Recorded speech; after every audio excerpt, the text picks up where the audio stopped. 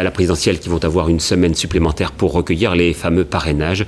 Une bonne nouvelle pour les petits partis qui peinent à obtenir les 500 signatures. Et j'imagine pour vous, Jean-Marie Le Pen. Bonsoir. Bonsoir. Donc c'est une bonne nouvelle. Oui, merci au gouvernement. C'est une nouvelle en trompe-l'œil, parce qu'en 2002, le délai était de 5 semaines. Alors là, on l'a mis à 3 semaines, c'est plutôt une régression par rapport à la dernière élection présidentielle. Mais le gouvernement est allé au-delà de ce que demandait le Conseil constitutionnel. En effet, le Conseil constitutionnel est très sévère à l'égard des candidats. Il avait demandé 2 semaines, et c'est vrai que le gouvernement a fait une cote mal taillée, mais ça n'est pas un progrès par rapport à 2002, c'est au contraire une régression. Mais ces 500 signatures, au fond, vous les avez pas déjà, et vous n'agitez pas comme une sorte de victimisation. Non, je ne joue pas la comédie des besoins. J'ai beaucoup de mal à les réunir, mais je crois que tout le monde a beaucoup de mal à les réunir, sauf les 4 grands partis qui ont des infrastructures, des implantations à la fois nationales, régionales, départementales et municipales que moi je n'ai pas.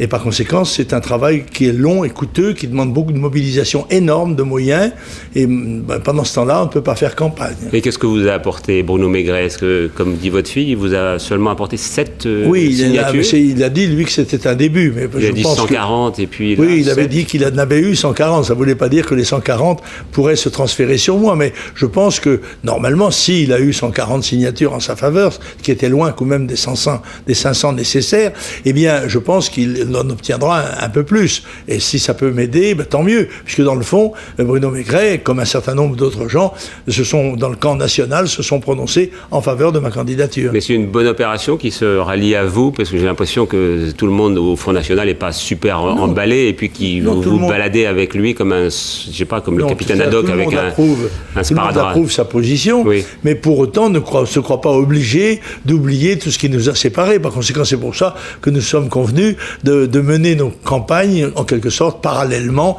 Chacun, tous ceux qui me soutiennent, mèneront avec leurs propres troupes et leurs propres cadres la campagne électorale présidentielle en faveur de Le Pen. Voilà. Alors vous avez un autre homme à regarder en ce moment, c'est François Bayrou, parce qu'il vous talonne, parfois dans 2 enquêtes d'opinion même il vous dépasse. C'est en train de devenir le 3e homme, peut-être davantage.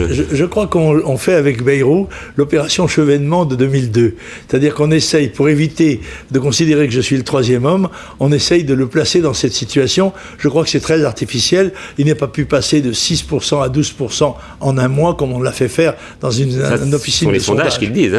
Oui, d'accord, oui. Je sais bien, mais ça, de ce côté-là, je ne suis pas trop inquiet, je vous assure. Vous êtes toujours sûr d'être au moins le 3e homme et si possible, le 2e? Je me bats pour ça et je vous remercie de m'avoir invité. Grâce à vous, les électeurs sauront que je suis toujours dans la course, parce que ce n'est pas toujours le cas. Bon, alors je suis toujours là et toujours en action. D'ailleurs, je serai le 24 et 25 février à Lille, où il y aura une grande convention populaire qui, je crois, marquera un élément, un nouveau redémarrage de la campagne avec un niveau beaucoup plus élevé. On ne vous a pas vu au défilé des personnalités devant le cercueil de l'abbé Pierre? C'est parce que vous n'aviez pas de respect pour lui ou... Non, je dois dire que j'ai trouvé un peu choquant l'usage que font les politiciens de la mort de l'abbé Pierre. Celui-ci avait souhaité être enterré de façon discrète. Or, on s'aperçoit qu'on impose, en quelque sorte, on viole ses volontés dernières et on impose un décorum dont on comprend bien qu'il est uniquement fait pour permettre aux hommes politiques de passer devant la télévision. Il en est ainsi dans beaucoup de circonstances. Cette espèce de manipulation victimaire de l'opinion est assez choquante pour ma part. J'ai dit ce que je pensais. Voilà.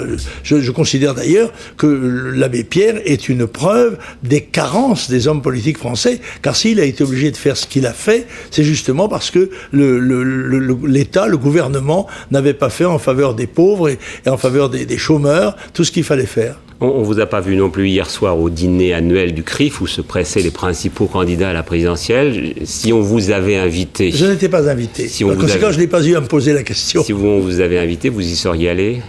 Je ne me pose pas la question puisqu'on ne m'a pas invité. Et vous vous posez de la question de savoir pourquoi ils ne vous ont pas invité? Je ne sais pas. Je sais qu'on n'a pas permis à la délégation du Parlement européen qui devait se rendre en Israël, dont ma fille faisait partie de cette délégation de députés européens, et Israël s'est opposé à l'arrivée de la délégation simplement parce qu'elle était là. Je ne sais pas quel crime elle ou moi avons commis à l'égard de ces intérêts nationaux étrangers. Peut-être vos propos sur les camps de concentration ou même sur ce que vous disiez sur Glane. Je m'intéresse surtout à mon pays. C'est vrai, principalement, je ne suis pas xénophobe, je suis francophile.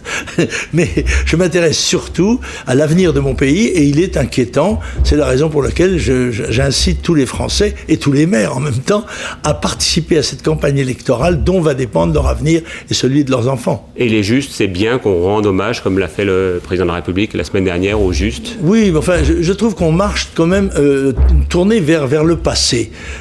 C'est peut-être parce qu'on a peur de l'avenir. Le passé n'a pas toujours été rose, il est même quelquefois décrit toujours comme ayant été noir, mais je crois que ce qu'il faut considérer, c'est l'avenir, le regarder avec lucidité, courage, détermination et espoir.